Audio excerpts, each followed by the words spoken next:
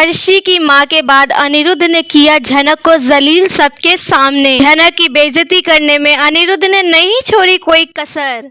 आखिर जिस मकसद के लिए झनक को बुलाया गया था वो पूरा हुआ। जी हाँ दोस्तों, हम बात करें स्टार प्लस के शो झनक की। दोस्तों यहाँ आशीर्वाद सेरेमनी में अर्शी की मां ने जानबूझकर झनक को बुलाया था। उसने झनक को यहाँ पे जलील और बेइज्जत करने के लिए ही बुलाया था और एक एक करके सभी मेंबर इसमें कंट्रीब्यूशन दे रहे हैं। बस अनिरुद्ध बच गया था और उसने भी ये कसर कर डाली। जी हाँ दोस्तों, आगे बढ़ने से पहले अगर आप इस चैनल पे नए हैं तो इसे सब्सक्राइब कर दीजिए, साथ ही बेल आइकन दबाना ना भूले। वीडियो अच्छा लगा है तो इसको लाइक जरूर कीजिएगा। चलिए आगे बढ़ते हैं। तो जब आशीर्वाद सेरेमनी स्टार्ट हो जाती है तो अर्शी की माँ झनक को टोकते हुए कहती है कि तुम तो बहुत अच्छा डांस करती हो ना, तो तुम आज भी डांस करो। दोस्तों आप देखेंगे कि शुरुआत में झनक मना कर देती है, उसका बिल्कुल मन नहीं होता है डांस करने का, लेकिन अर्शी की माँ उसे बार बार पोक करती है कि डांस करो, तुम तो वैसे बहुत उछल उछल के डांस करती थी, तो अब क्या हुआ? ओ तुम तो बहुत बड़ी स्टार बन गई हो ना। दोस्तों अर्शी की माँ जब झनक से बात कर रही है और ताना ना मारे तो ऐसा कैसे हो सकता है, तो वो वही कहती है कि तुम तो अब बहुत बड़ी स्टार बन गई हो, अब तुम्हारे भाव बढ़ गए हैं, अब तुम्हारे आगे लोग गिड़गिड़ाएंगे, तब जाके तुम उनकी बात सुनोगी। ये सारे शब्द झनक के नहीं होते हैं, जानबूझकर अर्शी की माँ ऐसे ऐसे शब्द बोलती है और सबको दिखा देना चाहती है कि देखिए झनक के भाव कितने बढ़ गए हैं, अपनी ही बहन की आशीर्वाद सेरेमनी में नहीं नाच रही है।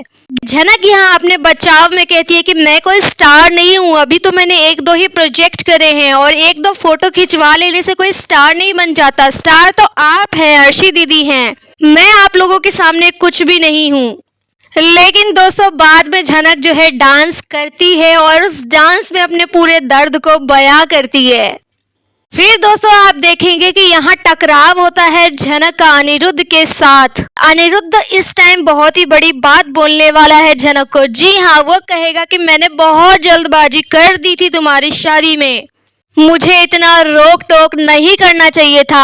यानी दोस्तों यहाँ अनिरुद्ध ये कहना चाहता है कि अच्छा होता झनक की शादी जो है तेजस से हो जाती, ताकि उसके जिंदगी में और भी दुखों का पहाड़ गिर जाता, उसका एटीट्यूड कम हो जाता और उसके बाद उसको असलियत पता चलती कि जिंदगी कैसी जी जाती है एक बुरे इंसान के साथ। दोस्तों यह सुनने के बाद झनक का पारा चढ़ जाता है और वो बिल्कुल नहीं रुकती और वो सीधा अनिरुद्ध से कहती है कि आप कौन होते हैं मेरी जिंदगी का फैसला लेने वाले, मैं कैसी भी रहूं आपको क्या मतलब, मेरी जिंदगी से जुड़े हुए फैसले मैं लूंगी, आप कोई नहीं होते मेरी लाइफ में दखल अंदाजी करने वाले, मेरी लाइफ से आपको क्या दिलचस्पी है मिस्टर अनिरुद्ध भोसले। उसके बाद अनिरुद्ध कहता है कि है मुझे तुम्हारी फिक्र क्योंकि तुम अर्शी की बहन हो, तुम्हारा अर्शी के साथ रिश्ता है इसलिए मैं तुम्हारी फिक्र कर रहा हूँ, वरना मुझे तुमसे कोई लेना देना नहीं है, तुम जहन्नुम में जाओ कहीं और जाओ, मुझे कोई मतलब नहीं है तुमसे।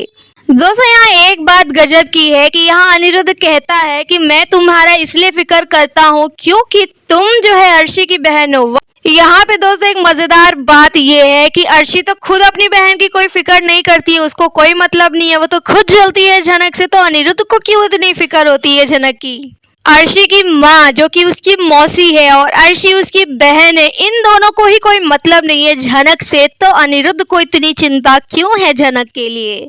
यहाँ पे अनिरुद्ध हमेशा ऐसे ही करता है, वह अपनी गलती को छुपाने के लिए दूसरों को लपेट लेता है। यहाँ पे वो अर्शी का सहारा लेकर झनक को यह जवाब दे रहा है।